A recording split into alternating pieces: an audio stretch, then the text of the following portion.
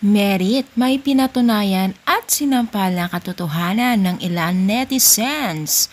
So, bago natin ipagpatuloy ang ating pag-support today's video, kung bago ka pa lang sa aking channel, please subscribe, like, and pakit na rin po natin guys ang notification bell upang ma-update po tayo tuwing ako po nag-upload sa mga viral and trending video.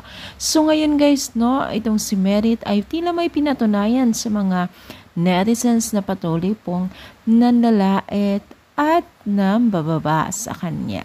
So itong si Merit ay pinatunayan na hindi niya kailangan ng ibang tao, I mean yung mga taong patuloy nang huhusga sa kanya sa kanyang pag-unlad.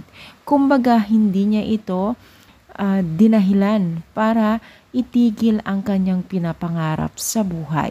Katunayan ngayon ay marami na rin opportunity at nag-earn money na rin pong itong si Merit sa kanyang mga social media account.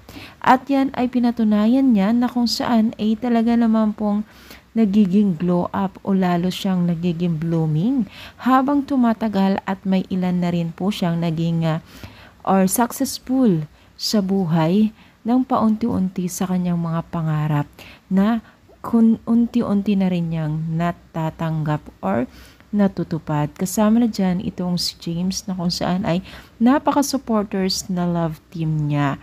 Diba? So, hindi lahat ng oras kasi guys, kahit anong gawin natin sa isang tao, kung porsigido naman at wala namang ginagawa, ay why not na hindi pagpatuloy ng Panginoon kanyang blessing. Bagamat po hindi man lang minsan, hindi nakakaintindi or may mga bagay na hindi na pag-iintindihan, pero nasa-solve naman yan sa tamang usapan. Ano masasabi ninyo? I-comment down. Palike po ang ating video. Thank you and God bless.